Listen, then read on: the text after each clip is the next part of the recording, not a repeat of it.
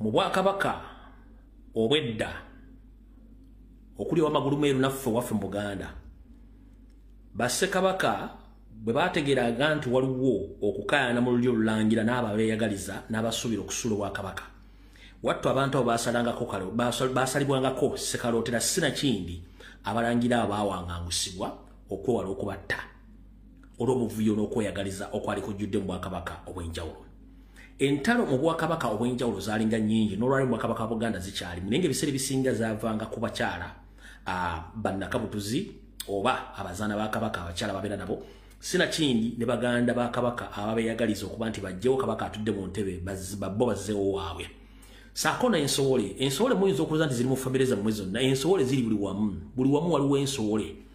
Kati mu Buganda olwekyo tusinga okutegeerako tulina ensowole eziri mu Buganda ezikulemberwamu David Wasajja Apuuli, Agnes Nabaloga ne Sarah Kagere n'abalala.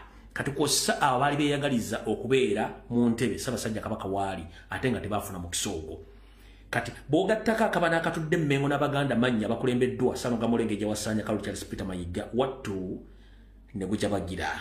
Awo tugambira nti akuwalana wawerekera akubanja wattu gujabagira. Kati wetuukidde essaawa zino ng'ensonga erinnye enkandago. Ssaabasajja Kabaka asaba okukuloopera.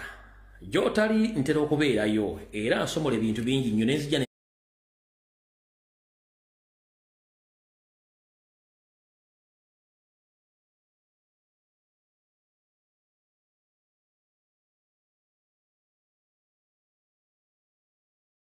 ebikulooperaano wabula ebyalo bino biyinza okuba nga bikalamukko oba bikakkalimukko njagala okubuliza bulungi nnyo.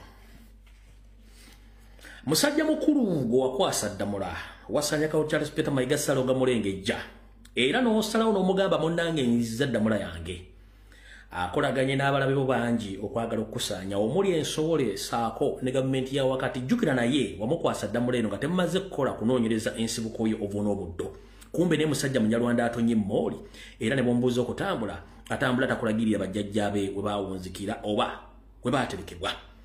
Essaawa zino wetwogerera akoze ebigambo bingi nnyo twamusaba ne Ddamula kati ebbanga liweze ng'agaanye ojjizza wabula akolagana gavumenti ya wakati okumusibira mu ntebe.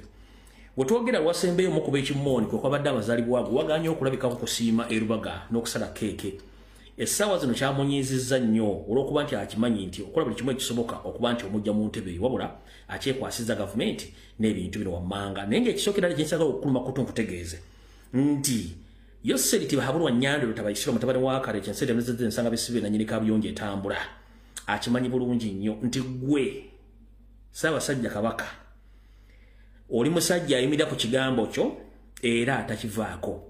Endagaano gye bakozesa ng'ova ebongereza okujja okweta mu lutabaalo olwatwala gavumenti ziri ezabamusibira mu bbwa nga neno yamusibira mu bbwa okyabiremeddeko. Yensonga lwaki nti Obwakabaka obusinga bufuna meeting ne Yoseri mu State House n'abateekera kyekikola n'ababulira n'ensimbi ze balina obbawa ate nga gwe munnange n'ensimbi ze Bakabaka abalala wazigaana. Ndi wano otegeeza Abaganda nti Sserwajja okwota wattu bw'ayagala okusinga bannyinimu entannama buli Bwakabaka bwe yasangawo naawe bwe yeeteerawo buli omugabi yamugamba amuwa ensako ya miliyoni 6 saako n'ensimbi ezimulabira obukadde 6. Ssaabasajja Kabaka yagamba tojja kummanyiira kikafuuwe kigwe erwanda ewammwe sente n'azigaana bukyanga ajja ku Namulondo. Era n'amugamba nze nkyali ku ndagaano enkadde gye nnakola naawe okugabana obuyinza saako n'okuza Obuganda nga tukola ebikola ebyaffe eby'Obuganda. Bino bye bivuddeko okwagala okusanyawo Ssaabasajja Kabaka ng'alemedde ku nsonga enkulu.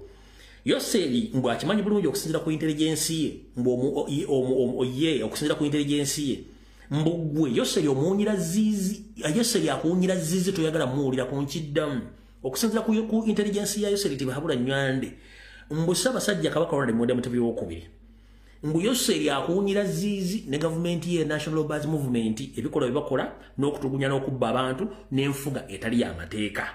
Wabula kyalina okukola nti bakatikkiro bonna abaali bamulemesezza okuyisaawo byalina okuyisaawo yabajjawo ng'akozesa omukono ogw'ekyuma kwe kuleeta Omuganda mannya Wasanya Kalu Charles Peter Mayiga agezeeko okukola byalina okukola. Naye Wasanya ono Sanoga Mulengejja yakozesa obukujjukujju bungi omuli obubbi obuzaale obumuunya ne mu ngalo ejjogo n'akamanyiiro saakaate n'okkolera NRM nga yeebuzabuza nga fukaanaaba ekivuddeyo nti kyeyoleserwatu nti ye wa National Bars Movement.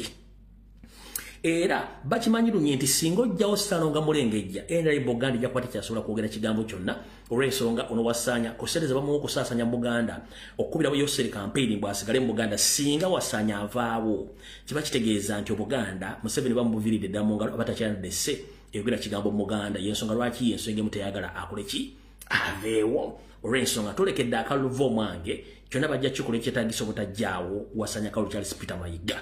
Ensonga ezateeseddwako oluvannyuma lw'okuba nti agezezzaako nnyo okutuukirira n'alemwa Wasanya kennyini mwennyini njagala Abaganda musike ewongo bwe mubuzze mabega. Njagala olwaleero njagala buli muntu oba olina omutwe ogukola nga teweetisse gwa neighbor njagala osooka owulire ekigambo kino kye ngenda okwogera.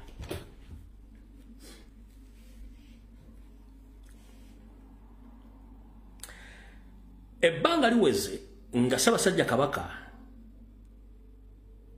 takyalabaganako ne Wasanya Kalu Charles Peter Mayiga bwenyi ku bwenyi olumu ng'amugwa ku mikolo.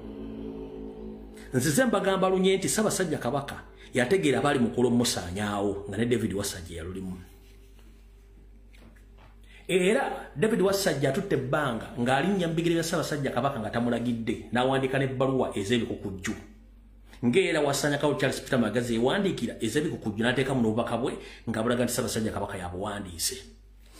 Mu misinde gye twakakuba enkoona sabbiiti ntono nnyo ku mazaalibwa ga Ssaabasajja Kabaka.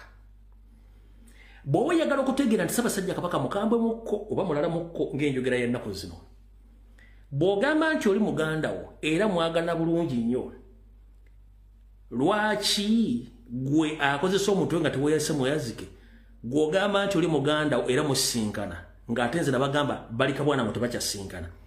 Oddira otya n'ojja n'abaana bo gwe David Wasajja obaleete balabe kitaawo tataaba omuto n'obamusanza ku misinde gya Ssaabasajja Kabaka bw'ogamba nti omusisinkana era mwogera muli mu good terms. G'omuganda yenna zzaayo obwongo bwe mabega obuze nti oli wagambira nti ono muganda wange era twogera ne mu public nze nkwandika n'obubaka lwaki abaana ababo ate bamusanza ku mukolo? Kitegeeza Abaganda kye batannategeera nti sayini ezimu Kabaka zaalaga abantu nti eno gurupu yagikowadda emwesibyeko bwesibi. Ndoza mukitegedde bulungi nnyo ekyo nkyogedde mukitegedde bulungi nnyo mukitegedde. Wasanya ku lunaku olwa mazaalibwa n'okusaba okwali mu kkanisa oba mu Ekereziya e Rubaga, wattu yajja mutwakaavu obanga munyiikaavu. Naye abantu bambuuza mutwakaavu n'omunyiikaavu bwe baluwa? Kati omanyize ndi mulabi wa mizannyo egy'Abazungu egiva mu Hollywood. Kati waliwo akazannyo ke baazannya bakayita Tears of the Sun, amaziga g'enjuba. Baakazannyire mu West Africa. Akazannyo ako mwalimu omusajja, mwalimu abasajja babiri nga baddugavu, nga kuliko omunyiikaavu n'omutwakaavu, ng'era bw'obalaba kituufu batwakaavu n'abalaba n'omulala munyiikaavu. Kyovula akakozesa nnyo omutwakaavu n'omunyiikaavu. Akazannyo ako bakayita Tears of the Sun. Kali ka masasi osobola okukalaba n'okanoonyaako. Gwe njagala tonoonya masasi gaavuga. Noonya abasajja babiri abali abazannyi babiri, kwaliko omutwakaavu n'omunyiikaavu. Ojja tegeera ki kye njogera. Ssaabasajja Kabaka yabakuba ekimmoni yagaana okujja kubanga abaali batudde ku mukolo bonna be baali ba Yuda Iscariot ku mukolo nga tasobola kujja kwesembereza Yuda Iscariot n'akabinja ke akaali kaliwo ku ssaawa eyo.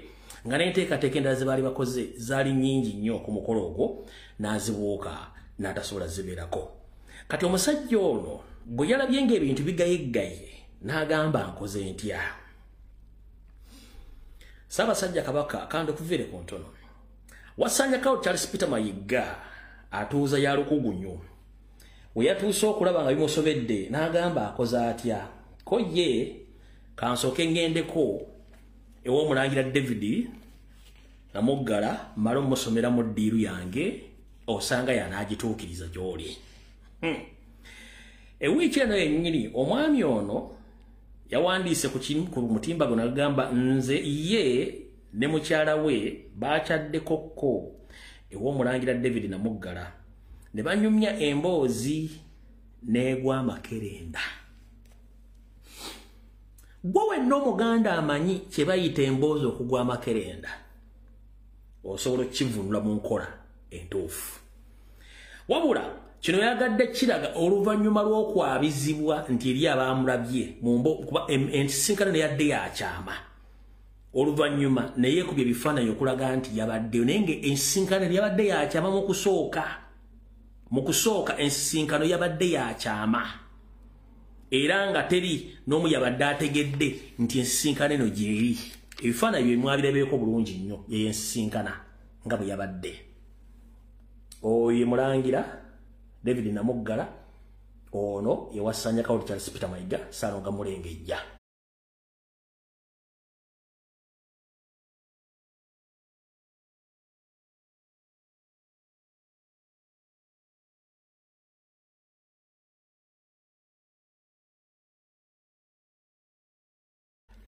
kati ngenda babuulira ensisinkano eno biki ebyabaddemu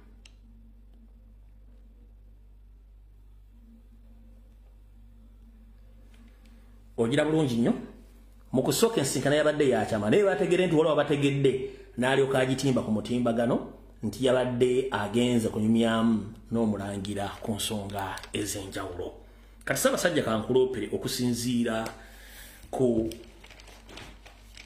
nswera zange byezasase mu miitingi zino ez'ekyama ku bigambo ebyayogeddwa ebyekusifu 1 Ssaabasajja Kabaka ngenda kukusaba wadde ono muganda wo wabula y'omu ku baseddekezi b'otamanyi tayagadde ensimbi awoweeta mpisi kundi nkiddamu wadde ono muganda wo mayife byaffe tubigira kati ng'omusizaagula essiyani embooko muli zitukubira mu lubiri oba kubijjako ku bitebe by'ebika byaffe nga tuzze okweroopa nti bwe tuba twasubya wabula mutukangavvule David Namuggala y'omu ku nseekezi z'otamanyi kufuutula Ssaalongo Wasanya Ssaalonga Mulengejja ku Bwakatikkiro nti agira abeerako olw'ebyatannamaliriza n'enkulaakulana gy'aleese mu Buganda eyo nsonga esooka Ssaabasajja Kabaka Ssekkono tawaanyisibwa ate nnyini Kakombo akakusaba wattu okazzaayo bw'abanga Ssaalonga Mulengejja wamuwaddamula n'ogimusaba ataagize n'agiremera ataalanise kusindikira bantu ate nga y'omu kubeeta mu kusaanyaawo